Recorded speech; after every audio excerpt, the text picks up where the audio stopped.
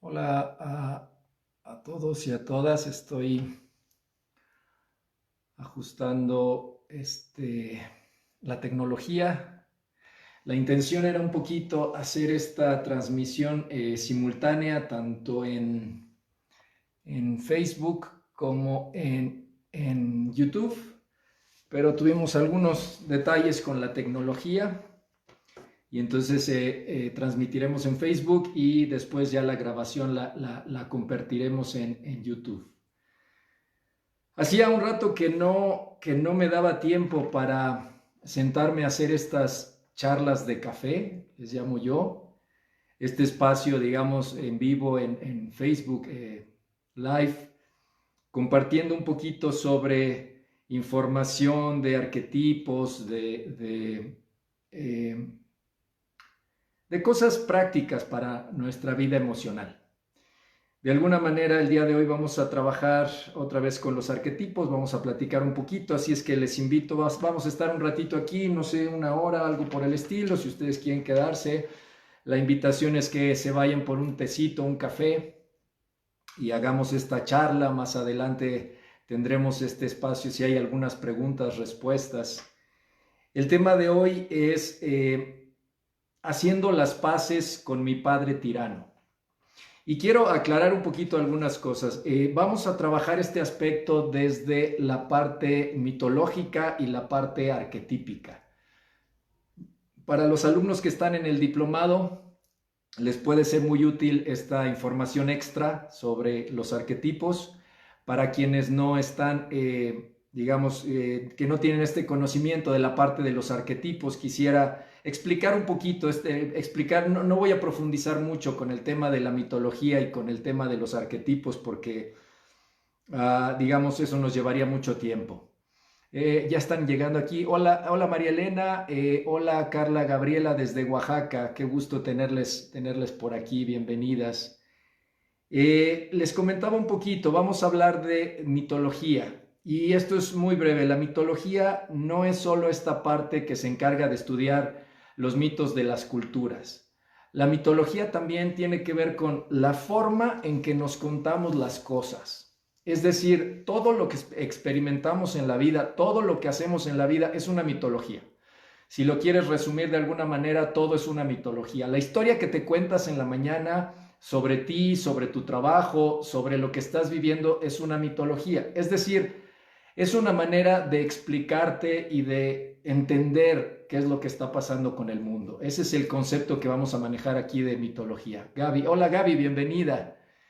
María Elena está en Sonora, bienvenida María Elena. Esta mitología, es interesante saber nuestra mitología, porque cuando conocemos nuestra mitología, entonces sabemos cuál es la historia que nos estamos contando todos los días. Y esto es bien interesante, porque si te cuentas la misma historia todos los días, esa es la historia que vas a estar viviendo evidentemente todos los días. Cuando haces consciente cuál es tu mitología, cuál es tu historia, entonces puedes empezar a cambiar esa mitología. Ahora, a veces no es tan fácil cambiar estas mitologías porque estas mitologías se nos enseñaron desde niños. La mitología también es lo que nos contó la familia desde la infancia, nuestros padres, la historia de nuestra familia, la historia de nuestros abuelos. Estas historias te las cuentan en la infancia y a veces no te las cuestionas, simplemente dejas que estas historias se queden ahí, las das por un hecho. Y cuando creces, la sociedad también tiene una mitología. Es decir, de acuerdo a la sociedad en la que vivas, hay una manera de hacer las cosas y hay una manera en que las cosas se cuentan. Entonces, desde ese aspecto es lo que vamos a trabajar la mitología. Ese es el aspecto, uno de los aspectos en los que me gusta trabajar, los arquetipos, la mitología.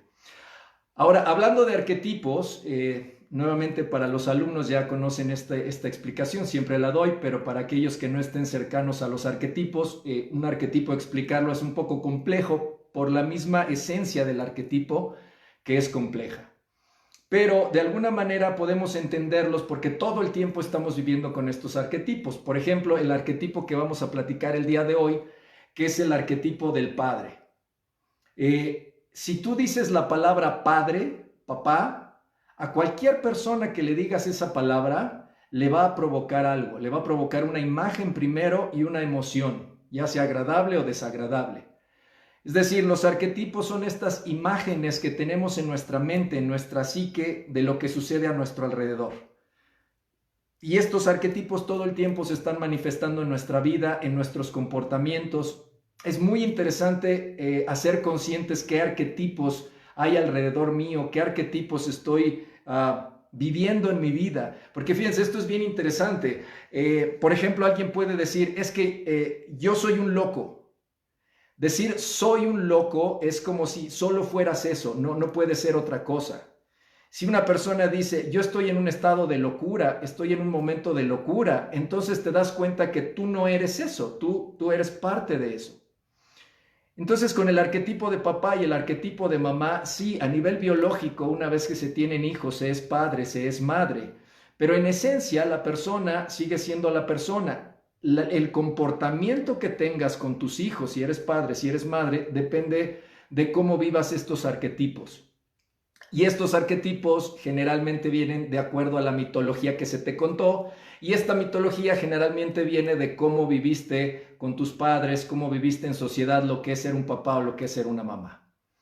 Y eso es bien interesante con el tema que nos toca el día de hoy, porque existe el arquetipo del padre, y este padre tiene un aspecto, digamos, en tres partes, como un triángulo. Imaginemos como un triángulo. Si pensamos en el arquetipo del padre, ahora, el arquetipo del padre no es tu papá, no es el hombre que te dio la vida.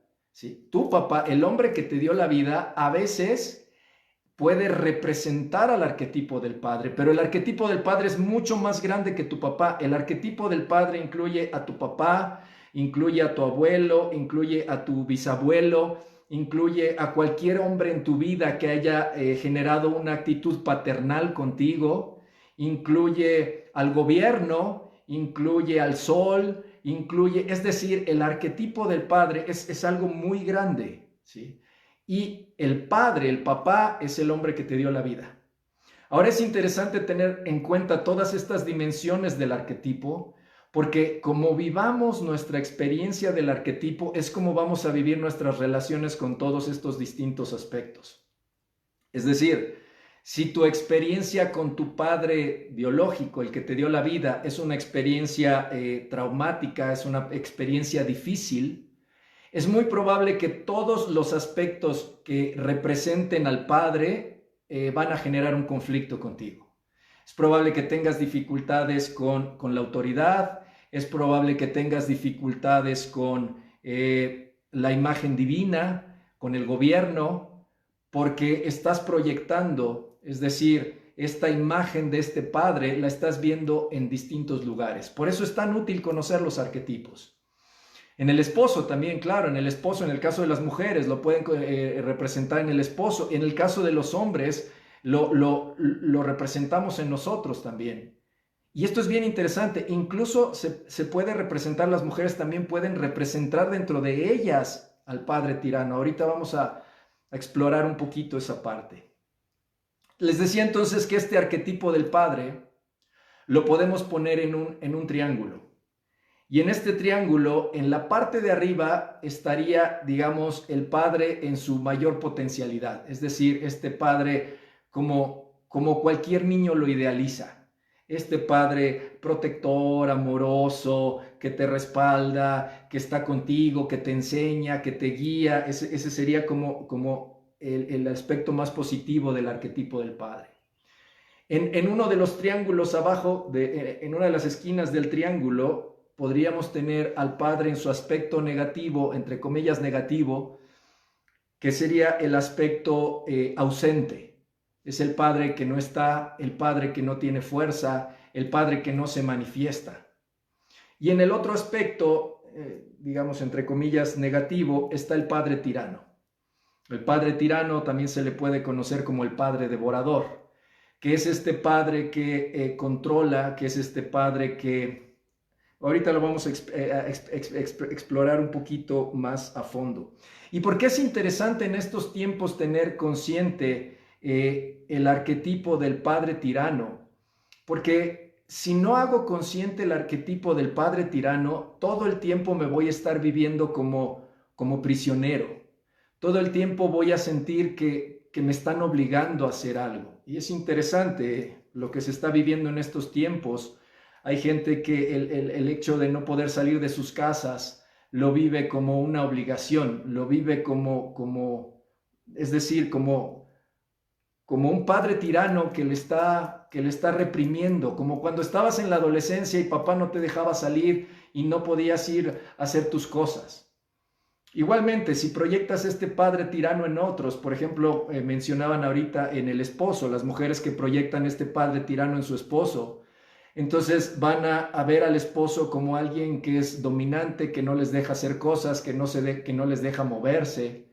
Si lo proyectas en tu jefe, vas a ver a una persona, vas a ver un jefe que no te deja crecer, que no te deja ser como tú quisieras. Y lo más difícil o lo más complicado de esta imagen del arquetipo del padre tirano es cuando este padre tirano vive dentro de nosotros. Ya había trabajado en otro video, ya me parece que fue, bueno, ya tiene un tiempo que subí un video, lo pueden encontrar en mi canal de YouTube, donde en una de estas charlas de café hablábamos del tirano interior. Y este tirano interior que hablábamos en ese entonces se conectaba muy bien justamente con este padre tirano. Cuando este padre tirano dejamos de proyectarlo afuera y lo empezamos a vivir adentro, es un aspecto terrible, porque es un aspecto que nos está todo el tiempo controlando, todo el tiempo juzgando. Les comparto, antes de iniciar esta charla, tuve que estar consciente de mi propio padre tirano. Esta voz interior que vive en mí de mi propio padre tirano me empezó a decir, ¿estás seguro que quieres hacer esta charla? ¿Estás seguro que quieres hablar de esto? ¿Qué pasa si te equivocas? ¿Qué pasa si lo que dices no es lo correcto? ¿Qué pasa si alguien le molesta lo que estás diciendo? A lo mejor no estás en un momento para hablar de esto. Y esta voz empezó un poquito dentro de mí. Entonces, cuando esta voz empieza, es importante frenarse un poquito y sentarse a charlar con este padre tirano. ¿Por qué? ¿Por qué está pasando? ¿Por qué estoy haciendo esto? Alguna vez les comparto, me pasó también la vez perdón, aquí viene Guadalupe, dice, y también puede representarse en hijos. Claro, sí, claro, también en los hijos hombres e incluso en las hijas, pero ahorita vamos como a aterrizar un poquito esa parte. Les comparto que la vez que fui a hacerme mi tatuaje, mi padre tirano interior no me dejaba ir. Iba camino, iba manejando, iba a ir a que me hicieran mi tatuaje, y no estoy hablando de adolescencia, estoy hablando recientemente. Y entonces mi padre tirano se me empezó a presentar y me empezó a decir, ¿para qué vas a hacerte un tatuaje? ¿Eso qué? Los tatuajes son cosas de gente de la cárcel. Los tatuajes son cosas de gente que hace mal, gente malandros. ¿Qué va a pensar la gente de ti cuando tengas un tatuaje? Te dedicas a dar terapia, te dedicas a acompañar a personas. ¿Qué van a decir si te ven con un tatuaje? Y esta voz empezó a crecer en mi cabeza hasta el punto que me tuve que detener en el coche y me puse a respirar y otra vez a dialogar con este padre tirano. ¿Por qué estoy yendo? Estoy yendo porque es significativo para mí, porque soy un adulto, porque lo decidí, porque tengo claro y no lo estoy haciendo desde un acto de rebeldía contra alguien. Es algo que yo elegí, que considero que para mí tiene un sentido, un significado y es útil. Y después de dialogarlo con este padre tirano, entonces me pude sentir mejor y entonces pude continuar con mi decisión. Y esto es algo bien interesante que lo vamos a ver ya como un poquito hacia el cierre, pero para poder estar en armonía con nuestro padre tirano, tenemos que hacernos responsables del por qué hacemos las cosas, de las decisiones que tomamos ante las cosas que estamos haciendo. Pero reconectando esta imagen del padre tirano, es interesante mirarlo en la historia mitológica, en la historia arquetípica. Y si lo vemos desde la parte de los griegos, por ejemplo, esta historia del padre tirano o devorador aparece continuamente en la mitología. La primera historia que ubicamos de este padre devorador es Urano. Urano no quería que sus hijos crecieran, no quería que sus hijos se levantaran. Y esto es importante porque en la mitología, estamos hablando de la mitología, ¿Por qué el padre tirano no quiere que sus hijos crezcan? Porque hay una sensación de ellos son la siguiente generación y cuando ellos vengan, yo voy a perder mi lugar, voy a perder mi fuerza. Y en esta historia de Urano lo vemos muy claro porque nos damos cuenta que él controla a sus hijos manteniéndolos presionados contra Gea. Y Gea, que es su madre, es la madre de los hijos, es la tierra. Es decir, Urano mantiene a sus hijos presionados contra Gea, es decir, contra la madre. Simbólicamente es Urano, el padre hace que los hijos se queden en la madre y no crezcan, se queden niños, se queden pequeños.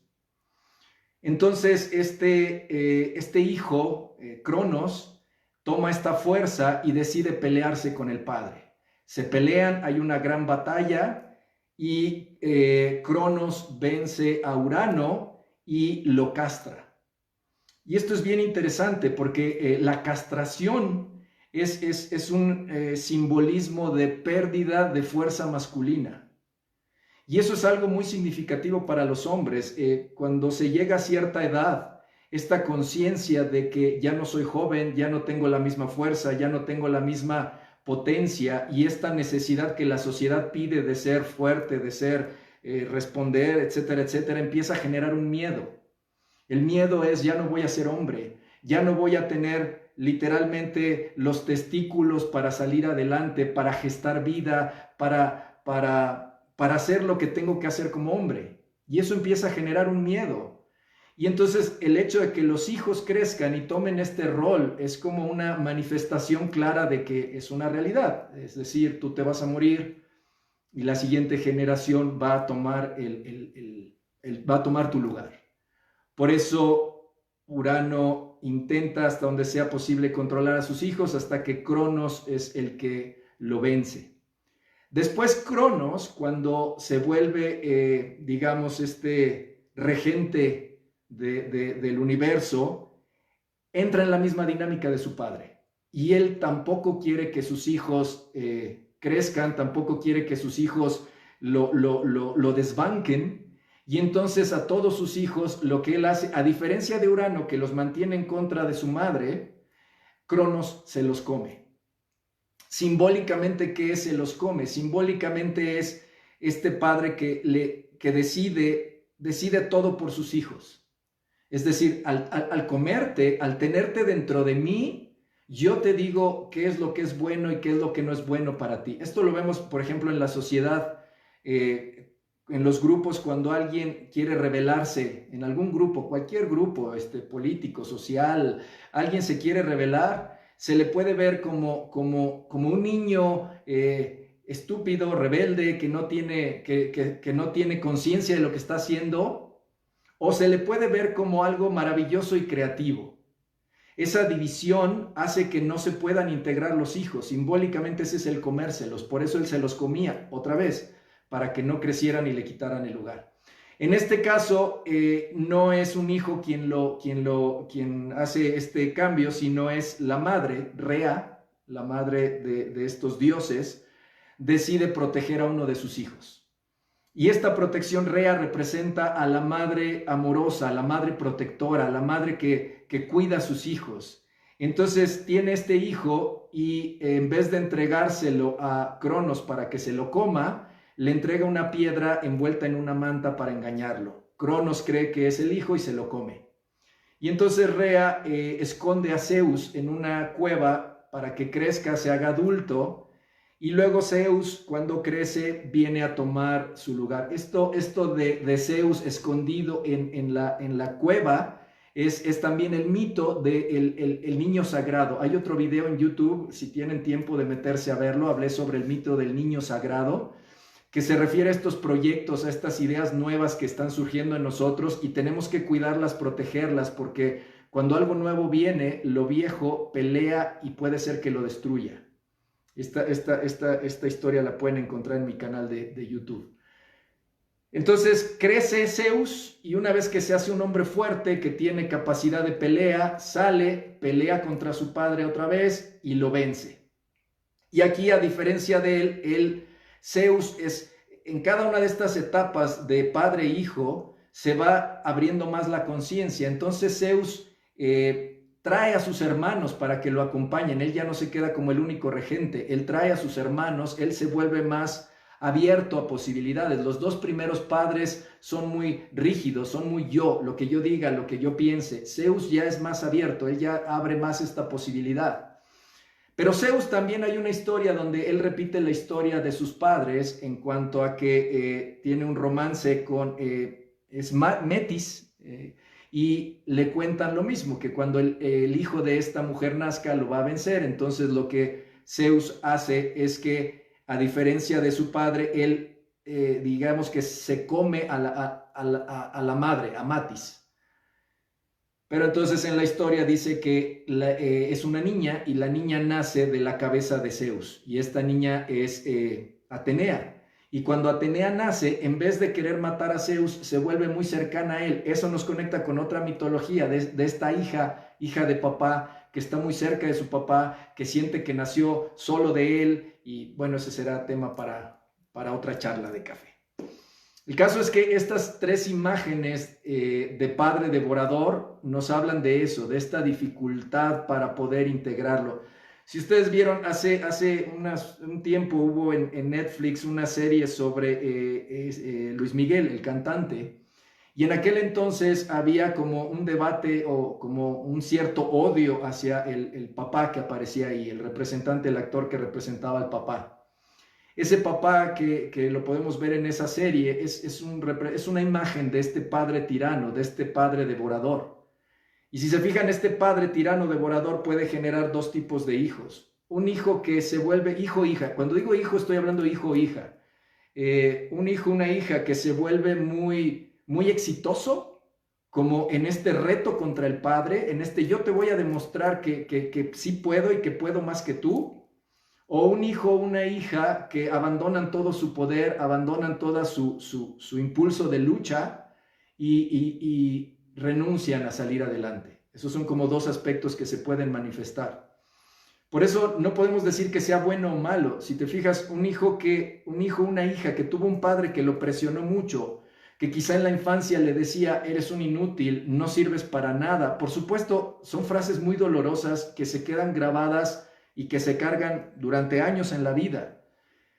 Pero también tiene un aspecto positivo. Un hijo o una hija que vivió un padre que le decía eres un inútil, puede ser que haya decidido demostrarse así y demostrar al padre que no era cierto, y entonces se pone a luchar, a salir adelante, y se demuestra que sí podía hacer cosas.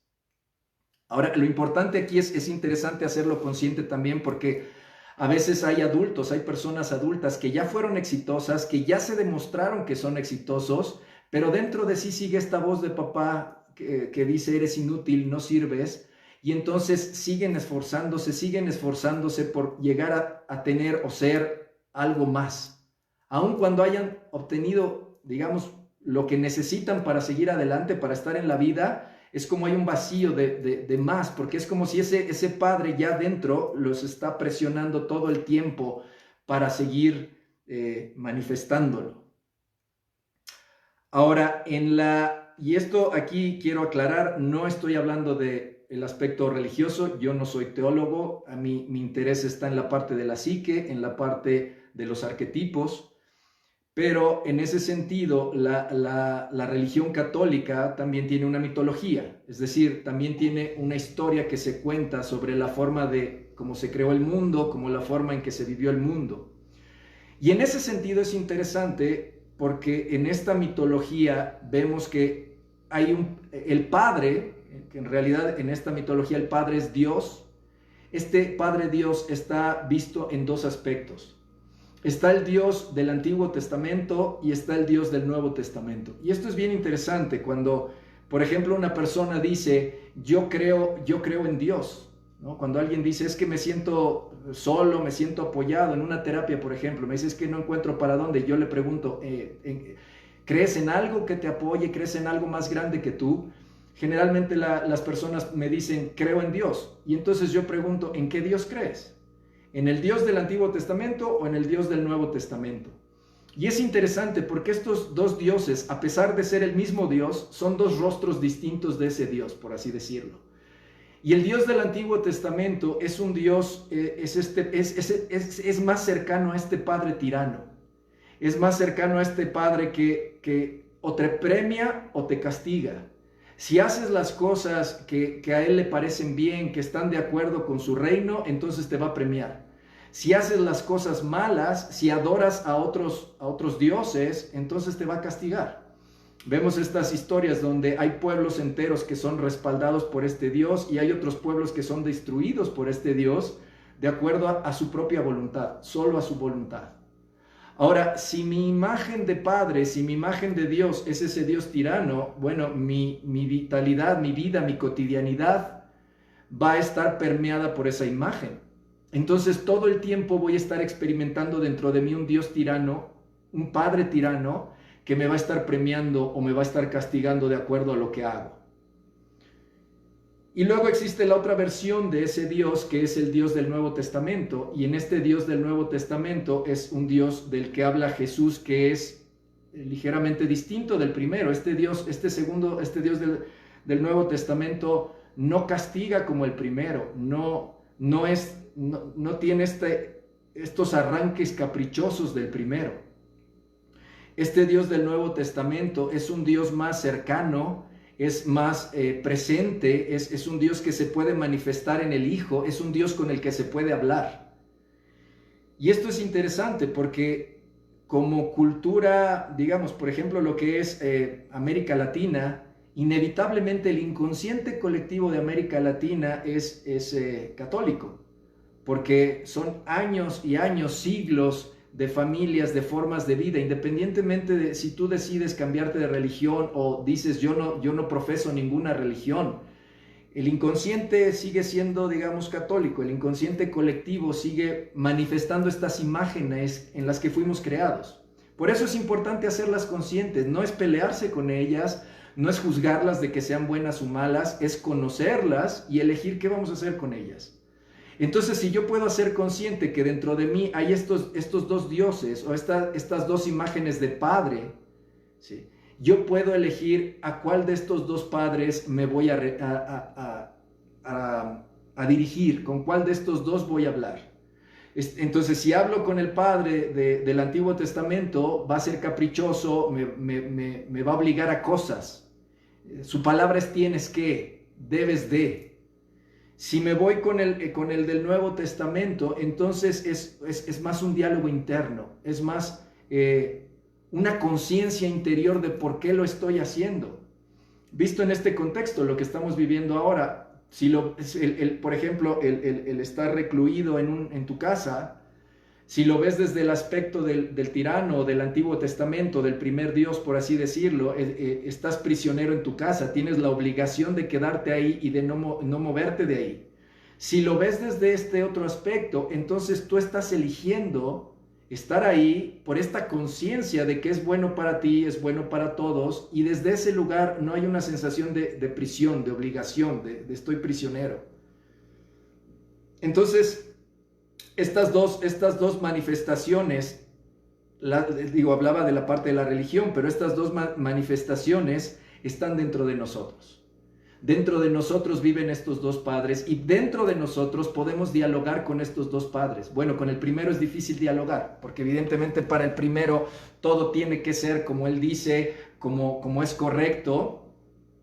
Y si está conectado con una madre tirana por ahí, devoradora, se pone más complicado, porque entonces para la madre devoradora nada es suficiente. Entonces, si viene el padre tirano y te dice, no lo estás haciendo bien o no puedes, cuando lo hagas, viene esta madre tirana y te dice, y lo que haces no es suficiente. Entonces, si hago consciente dentro de mí estos dos aspectos, puedo literal dialogar con ellos. Y dialogar con ellos, evidentemente, es dialogar conmigo, o sea, solo los estoy poniendo en una proyección, en una imagen externa, pero en realidad soy yo, es conmigo con quien estoy hablando. Pero entonces puedo elegir con qué aspecto mío estoy hablando. Estoy hablando con mi aspecto de padre tirano, estoy hablando con mi aspecto de padre amoroso. ¿Con cuál de los dos quiero hablar? ¿Con cuál de los dos quiero que se hagan presente en este momento de mi vida? Si me pongo a dialogar con mi padre tirano, me va a castigar, me va a estar reclamando, me va a decir que hago todas las cosas mal. y esto es bien interesante, cuando este padre tirano aparece, si ustedes lo hacen consciente, se siente en el cuerpo se aprieta, el cuerpo se tensa, puede ser que te falte el oxígeno. Generalmente sucede, pero no lo haces consciente. Tus mandíbulas se pueden tensar, pueden estar tensas, puedes sentir como que te asfixias. Es decir, tiene una manifestación física esta imagen de la mente. Si tú decides hablar con este padre más amoroso, más compasivo, más comprensivo, entonces hay mayores posibilidades de ser más, no sería indulgente, pero menos juicioso contigo, menos duro contigo, si cometes un error, el primero de estos dos te va a llevar a la vergüenza. Si cometes un error, el primero te va a decir, cometiste ese error porque eres basura, porque no sirves para nada, es decir, va a hablar de tu esencia. El segundo padre te va a decir, cometiste un error. Todos cometemos errores, es de humanos cometer errores. Ahora, cometiste ese error, ¿cómo lo puedes resarcir? ¿Qué puedes hacer para poner orden? Y esto es bien interesante, si se fijan en la psique, por ejemplo, en América Latina o en México, particularmente hablando de México, hay una carencia de esta imagen paterna. Si a ustedes les interesa algo sobre este tema, es interesante el estudio que hizo, el ensayo que hizo Octavio Paz, El laberinto de la soledad, donde él habla un poquito de este origen de la mexicanidad, que tiene que ver también mucho en América Latina, porque es esta llegada de Europa a América y las consecuencias que tuvo hasta nuestras fechas. En México lo que sucede es que vienen estos hombres de España, y estos hombres de España vienen aquí temporalmente, son mercenarios, son soldados, vienen a hacer fortuna. Entonces para ellos la mujer ideal, la mujer que aman, la mujer de sus sueños, está en España, esa es su esposa, esa es la madre de sus hijos. Pero al estar aquí, ellos tienen estas necesidades que le llaman masculinas, y entonces buscan a las mujeres que hay aquí, que las mujeres que hay aquí son las mujeres indígenas. Y cuando llegan con estas mujeres indígenas, tienen hijos. Pero para ellos, estas mujeres indígenas no son mujeres dignas. La mujer digna es la madre de mis hijos, es la que está en España, es la de piel clara, es la legítima que está dentro de mi religión católica. Esta mujer con la que estoy aquí temporalmente es como más bestial. Por eso se decía que los indígenas eran bestiales. Era una manera de poder justificar todo lo que estaba pasando. Y no estoy hablando desde un lugar de juicio, de fue bueno, fue malo. Es como ver la historia, ver la dinámica. Y entonces esta mujer se quedaba embarazada, tenía los hijos, y estos hijos se quedaban sin padre. Porque el padre tenía que regresar con su mujer, tenía que regresar allá. Y estos hijos, en el caso de México, por ejemplo, somos los mexicanos, ¿no? Somos los hijos de esta mujer y de este hombre. Entonces para estos hijos es muy difícil, porque por una parte ese papá que se fue, lo amo, lo quiero mucho, quiero que esté conmigo porque es mi padre, porque es el que me dio la vida, pero al mismo tiempo lo odio porque él vino a violentar a mi madre, vino a violentar a la tierra y no se quedó conmigo. Entonces esta herida, digamos, ancestral, que estamos hablando desde entonces, en muchos casos se sigue cargando. Y se sigue viviendo, y se vive en las familias actualmente, esta dinámica del hombre que se va en este acto violento, estos hijos que lo anhelan y lo odian, como nación se vive. Por eso, por ejemplo, esta proyección en la presidencia, en estos países ser presidentes, bueno, cualquiera debe serlo, pero en estos países es muy difícil, porque el presidente como arquetipo representa al padre. Por eso lo que haga el presidente va a mover no solo desde la parte racional, sino desde la parte visceral. Si yo tengo este gran anhelo de un padre y llega un presidente que me habla y me hace sentir que es este papá que no tuve, que me va a resolver, que me va a salvar a todo, entonces yo voy a estar con este papá y voy a hacer todo lo posible, todo lo que me pida, porque es el papá que no tenía. Si yo tengo problemas con mi papá y lo juzgué y me he enojado y tengo cierto rechazo, cuando venga este presidente, entonces voy a proyectar estas cosas viscerales en este presidente y entonces lo voy a ver como lo peor, como un inepto, como alguien que no debería estar ahí. Y esto es bien interesante porque tiene mucho que ver con nuestras proyecciones interiores. Para poder mirar objetivamente a un presidente, primero necesito poder mirarme objetivamente a mí, poder hacer las paces con este padre amoroso y este padre tirano que viven dentro de mí. Si hago las paces con ellos, entonces el presidente va a ser únicamente este hombre que está en un puesto, que sí es arquetípico, pero que es un puesto desarrollando cierta función. Entonces mi relación hacia él ya no va a ser tan visceral, ya no va a ser tan de emoción, porque ya no es mi papá. Y puse el ejemplo de este presidente porque, bueno, lo conocemos, pero puede ser el jefe, puede ser, como decían hace rato, el esposo, puede ser incluso los hijos, un hijo varón que de pronto no está el papá y entonces él toma este rol de hombre de la casa, que es terrible para un hijo tomar el rol de hombre de la casa porque evidentemente es una carga que no le corresponde. Y entonces tiene que ser el tirano de la casa. Y entonces si eres el tirano de la casa, tienes que ser el tirano con tu madre, con tus hermanos, y por supuesto vas a odiar a tu padre porque él tendría que estar ahí y tú estás cubriendo el puesto que él dejó. Y esto es interesante porque también a nivel psicológico el proceso con el padre son 3 etapas. La primera etapa es en la infancia. En la infancia papá es lo máximo, papá es el superhéroe, es lo que yo quisiera ser. Y muchas veces los papás también alimentan un poquito esta fantasía de todo está bien, todo está perfecto, porque pues ¿para qué te enseño que la vida puede llegar a ser dolorosa si de todos modos tú lo vas a vivir? Y entonces esa es el primer experiencia con el padre. Luego viene la adolescencia y en la adolescencia es donde se rompen todas las fantasías. En la adolescencia, y es importante que se rompan las fantasías, porque si no se rompen las fantasías no crecemos. En la adolescencia tengo que separarme de mi padre. En la infancia solo tengo que hacer lo que mi padre me diga. Y si hago lo que mi padre me diga, todo va a estar bien, todo va a salir bien. Podemos extrapolar este padre a una religión, a un gobierno, ¿no? Cuando somos niños, cuando somos infantes, necesitamos un papá que nos diga lo que hagamos. Haz esto, no hagas esto, está bien hecho, bien hecho premio, mal hecho castigo. Y la vida fluye. Pero cuando llegas a la adolescencia te das cuenta que no quieres ser como tu papá, no quieres ser como él. Entonces para no ser como él tienes que ser distinto. Y para ser distinto tienes que empezar a ver como sus fallas, por así decirlo. Empezar, si lo vemos con otros ojos, diríamos empezar a ver su lado humano. En la infancia es un superhéroe, en la adolescencia empieza a ser un hombre común y corriente. Y entonces cuando empiezas a ver que es un hombre común y corriente, los adolescentes generalmente empiezan a ridiculizar los aspectos humanos de su padre, a reírse de él. Y entonces en el padre puede venir esta proyección arquetípica que habíamos hablado de Cronos, que tiene miedo de que los hijos se lo coman. Entonces, como tiene miedo que los hijos se lo coman, necesita poner más rigidez, necesita ser más duro, necesita poner más esta máscara, pero los hijos ya no se la compran. Una vez que a los hijos se les quebró la imagen del superhéroe que tiene que ser, es necesario que se quiebre la imagen. Una vez que se les quebró la imagen del superhéroe, por más que él haga para volver a reconstruirla, ya no puede ser. Ahora es un ser humano. Y entonces ahí es donde vienen muchos de los conflictos con el padre, en la adolescencia. Por eso es la parte de rebeldía, la parte de yo hago lo que quiero, la parte de tú no me controlas, la parte de te voy a demostrar que sí puedo y puedo más que tú. Te voy a demostrar que yo no lo voy a hacer como tú lo hiciste.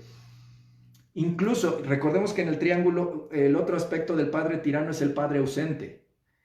El hecho de que el padre haya estado ausente no quiere decir que no tenga todas estas construcciones en la mente. En la mente, aunque esté ausente, lo construimos.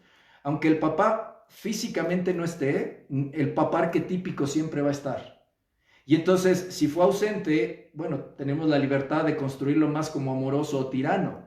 Generalmente va a tener un aspecto tirano porque no estuvo. Entonces, este padre tirano que se me rompe, que se me cae la fantasía, entonces empiezo a perder la confianza con él y yo tengo que tomar ese rol. Yo tengo que tomar el rol de la nueva generación que controla, que domina, lo cual en un sentido es bueno, porque eso es que hace que la sociedad avance, que las nuevas generaciones traigan nuevas ideas, nuevas propuestas. Y en un sentido personal se vuelve un poco trágico, porque al perder a mi padre, pierdo esta sensación de seguridad, de contención, de protección. Y entonces puedo empezar a sentirme solo, sola, abandonado, abandonada. Y entonces puedo empezar a generar miedos, mayores miedos, y entonces los tengo que ocultar. Y entonces esos miedos los voy a resanar con mi padre interior tirano y puede ir creciendo terriblemente. Hasta que viene la tercera etapa. La tercera etapa es ya en la madurez. Generalmente es cuando el hijo o la hija tiene hijos. O aunque no tengan hijos, es cuando los padres se vuelven tan mayores que empiezan a convertirse un poco como en niños.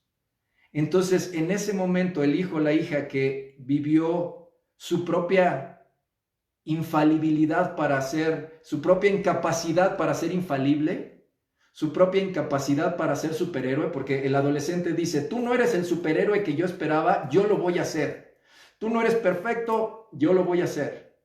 Y en esta última etapa, la conciencia es, no puedo ser un superhéroe. Yo quería ser mejor que mi papá, yo quería ser perfecto, perfecta, yo quería demostrarle que yo sí iba a hacer eso que me dijo que no, y empiezo a caer en cuenta que soy un ser humano y que no puedo hacer eso.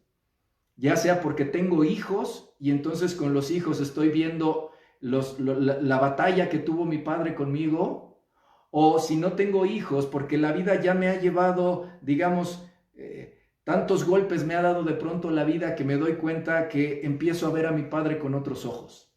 Ya no con estos ojos del superhéroe, ya no con los ojos de este fracasado que me traicionó, porque en la infancia me pintó una imagen que después resultó que no era. Ya lo puedo ver como el ser humano que hizo lo mejor que podía con lo que tenía. Y esa es una etapa de reconciliación. Eso generalmente sucede cuando crecemos más en edad, cuando ya somos mayores, cuando la vida ya nos dio nuestras buenas sacudidas. Ahora, haciendo consciente todo esto, digamos, aunque no seas una persona mayor, puedes, si tienes conciencia de esto, lo puedes empezar a poner en práctica en ti. ¿Cómo? Haciendo consciente, decíamos, estos dos padres, el padre tirano y el padre amoroso, y permitiéndote dialogar con ellos. Cuando vayas manejando y esta cabeza te empiece a decir, no va a pasar, estás mal, no se puede, en vez de seguir en el pensamiento, te frenas y te pones a platicar y dices, ok, esta voz que me está diciendo no es correcto, esta voz que me dice, si sale mal te voy a castigar, esta voz que dice, no debes divertirte, esta voz que dice, no puedes ser exitoso, no puedes ser exitosa, no puedes ser feliz, me siento, la observo y en vez de darla por hecho en mi cabeza, la observo y digo, ok, esta es la voz de mi padre tirano que yo he construido. Y entonces me voy a poner a dialogar con esta voz. Y esta voz va a ser cuestionante. ¿Por qué lo haces? Eso no está bien. Y entonces tú, esa pregunta de por qué lo haces es interesante, porque entonces te regresa a ti.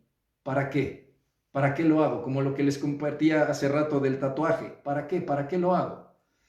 ¿Para qué lo estoy haciendo? ¿Cuál es la intención? ¿Con qué intención lo estoy haciendo? ¿Es un acto realmente de demostrarle algo a alguien, de rebeldía, de pelearme, de liberarme? ¿O es una elección que estoy tomando y que las consecuencias que vengan, y esto es lo importante, las consecuencias que vengan son mías? Porque una ventaja del padre tirano es que nos hace quedar niños.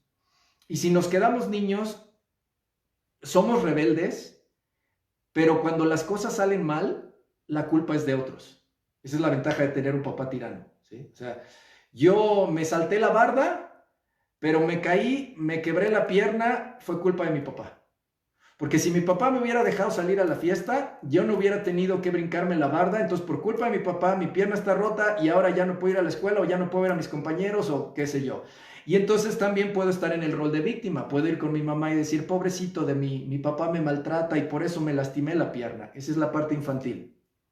La parte adulta es cuando dices, voy a ser rebelde porque quiero, es decir, me voy a saltar la barda. Cuando tú dices, me voy a saltar la barda, ya no hay un papá real. Tu papá, digo, si tu papá ya es un hombre mayor, no te va a ir a golpear ya, o sea, ¿qué te va a ir a decir? Pero el papá interior se asoma por la ventana y te empieza a gritar, ¿a dónde vas? No brinques, ¿a qué vas a hacer?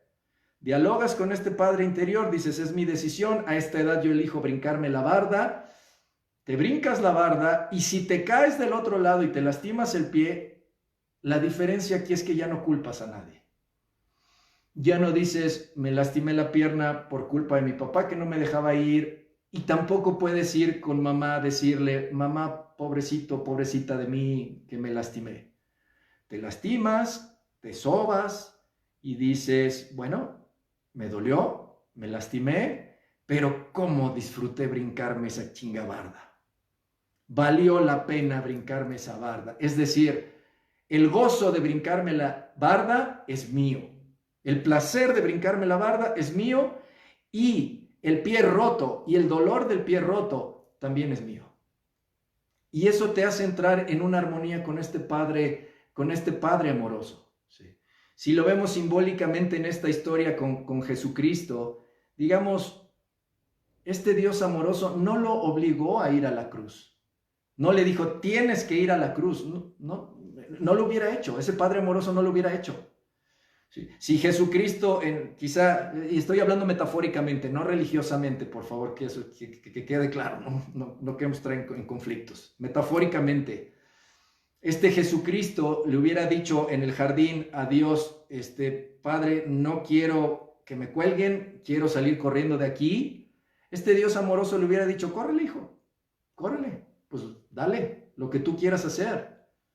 Pero Jesús eligió, dijo, esto es lo que sigue. Es una lección porque esto es lo que sigue. Todo el camino que he venido haciendo, todo el camino que he construido, para mí termina aquí y aquí tiene que terminar. Y es mi decisión. Y entonces este Dios le dice, adelante, hijo, adelante, es tu decisión. ¿Sí?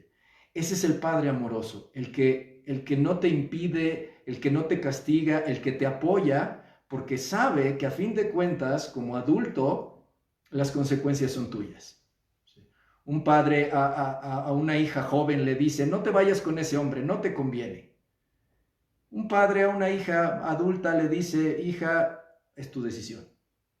Si te quieres ir con ese hombre, tú vas a vivir con él, tú vas a estar feliz o infeliz con él, tú vas a vivir una experiencia amorosa u odiosa con él, es tu experiencia. Yo te respaldo y yo te respeto la decisión que tomes. Y si esa voz de Padre interior la escuchamos dentro de nosotros, es más liberador. Ya no nos volvemos tan rígidos, tan castigadores. Y esto es bien interesante, fíjense, si mi Padre interior ya no me castiga tanto, ya no tengo por qué castigar tanto a los demás. Lo vemos en las redes sociales. Si ustedes lo ven, te metes en cualquier video, en cualquier post en las redes sociales y vemos esta polarización.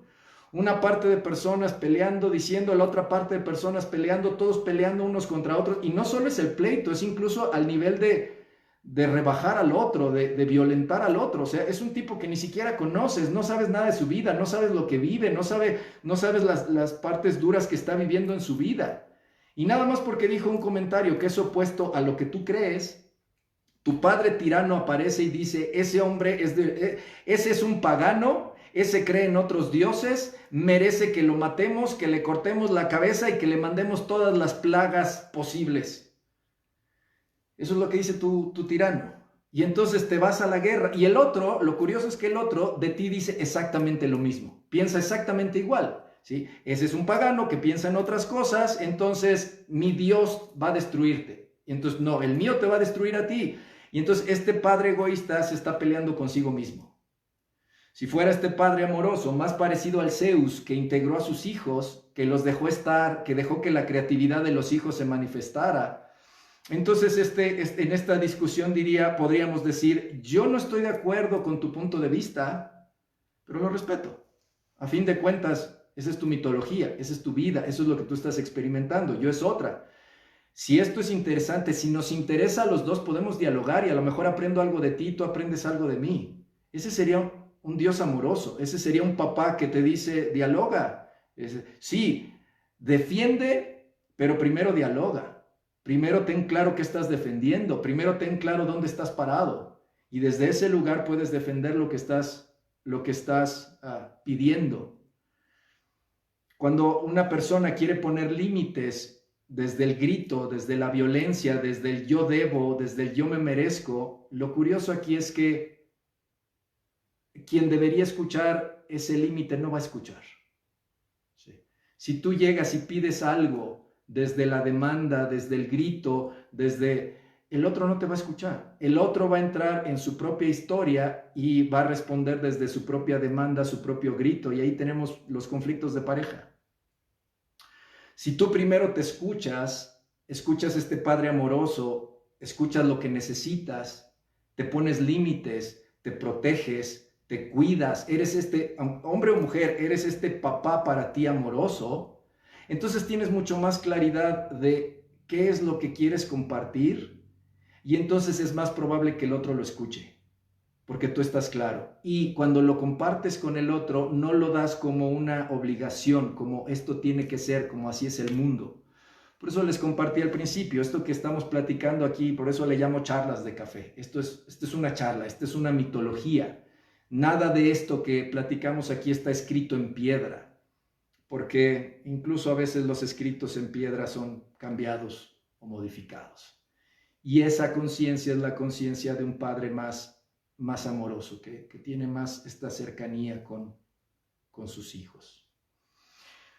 Eso es un poquito de lo que quería compartirles. Voy a ver si hay aquí como algo de algunas preguntas o algo. Dice, mi esposo pelea mucho con su papá porque no quiere aceptar que él ya no es el hombre de la casa, ahora es el hijo y pelea mucho, no sabe cómo tratarlo, todo se le hace mal a su papá. Sí, esta dinámica de pelea entre un hijo con un padre, si lo vemos arquetípicamente, también nos relaja porque dices, ya no es solo mi esposo que está loco o mi suegro que está loco, es parte de la historia, es parte de la mitología. Y esto no quiere decir que las cosas cambien, pero al hacerlo consciente ya no se vuelve tan violenta la experiencia. Ya puedes decir, es una historia que se está repitiendo. Esto ya había pasado. Y si el esposo se pelea con su papá, es muy probable que el papá se peleaba con su papá. Es decir, en realidad, y esto es bien interesante, cuando tenemos hijos, no se trata de aprender a ser padres, se trata de aprender a ser hijos. Si aprendemos a ser hijos de nuestros padres, si sabemos que hay este aspecto amoroso de padre que me protege, entonces inevitablemente este padre que me protege también va a proteger a mi hijo. Y por lo tanto yo, desde mi aspecto amoroso, voy a proteger a mi hijo. Y algo bien interesante que pasa con los padres, aunque no lo crean, padres y madres, hacemos lo mejor que podemos en las circunstancias que tenemos. Les comparto un poquito. El otro día iba caminando y venía en la calle un papá con su hijo chiquito. Y entonces el niño empezó a llorar que quería una paleta. La paletería estaba cerrada y el papá voltea con el hijo y le dice, idiota, ¿qué no ves que está cerrada? Por supuesto, cuando escuchas eso dices, uy, qué fuerte que el papá al niño chiquito le diga eso. Pero si lo ves sin juicio, si lo ves con otros ojos, dices, si ese hombre está tratando de ser su mejor versión de padre con su hijo, te puedes imaginar cómo le fue a él en su infancia. Sí. Es decir, como padres tratamos de mejorar la experiencia que nosotros vivimos. Entonces, si ves a ese hombre tratando en esa violencia a ese hijo, te pones a pensar, ese hombre debió haber recibido el doble de violencia. Eso que le está diciendo a su hijo es su mejor manera de hacerlo. Y esto no es un acto de justificación de violencia, pero de alguna manera es importante con los arquetipos poder ver las dos caras de todo. Si quieres resolver un conflicto más fácilmente, necesitas ver las dos caras de todo. Si te quedas solo con un aspecto, te pierdes de mucho de la información. Si te quedas con un solo aspecto, te vas a quedar solo con el padre tirano y te vas a perder del padre amoroso. Si te quedas solo con el padre amoroso, te vas a quedar con la fuerza que te puede dar el padre tirano. Por eso son necesarios los dos. Y cuando eres niño, no puedes elegir cuál de los dos se presentan. No puedes. Tus padres se van a representar como uno o como otro. Pero cuando eres adulto, si lo haces consciente, entonces tú puedes elegir a cuál de estos dos padres estás viviendo, a cuál de estos dos padres estás creando dentro de ti y con cuál de estos dos padres estás dialogando. Bueno, pues creo que eso es todo lo que los comentarios aquí dice Rafa, hola Rafa, saludos, Elvira, mucho gusto, Celi, Wendy, Manik, Alejandra, Esther, Guadalupe, gracias por estar, gracias por escuchar. Bueno, esto es lo que quería compartirles en la charla de café, solo que tengo el café, pero de pronto me voy en la historia y se me olvida estar tomando el café. Espero que ustedes hayan disfrutado su tecito, su café allá en casa. Y bueno, para aquellos que les interese este tema de los arquetipos, tenemos el diplomado de arquetipos en el tarot terapéutico. Está la versión presencial, la versión en línea. Está un diplomado que es reconocido, digamos, por mí. Hay otro que está reconocido por mí y por el centro Sovelu, el Instituto Sovelu. Entonces, bueno, quien esté interesado en estos temas puede acercarse a este diplomado. Los informes los pueden encontrar en mi página de Facebook, esta página de Facebook, página Marco Navarro, o lo pueden encontrar en la página que se llama El Viaje de mi Vida Tarot. También es interesante esa página porque ahí subo cosas que no solo tienen que ver con el tarot, para aquellos que creen que el tarot es solo esotérico, no, el tarot tiene que ver más con esto que hablamos, más con cosas concretas. Entonces en esa página hay mucha información, les invito a que se metan, dense una vueltecita, vean posts anteriores, hay cosas interesantes. Y quien esté interesado o interesada pueden contactarnos para entrar en este diplomado y conocer un poco más. Yo espero que en estos días de jubilación anticipada que estamos teniendo todos, haya otro tiempo y otra oportunidad para hacer esto y que nos podamos tomar otro cafecito, otro tecito en estas charlas de café. Esta charla va a quedar grabada aquí en Facebook por si la quisieran compartir con alguien, y también la subiremos al canal de YouTube por si alguien nos sigue en YouTube, ahí la van a poder ver también. Muchas gracias a todos y todas, gracias por su tiempo, gracias por su acompañamiento y que tengan una excelente vida. Gracias a todos.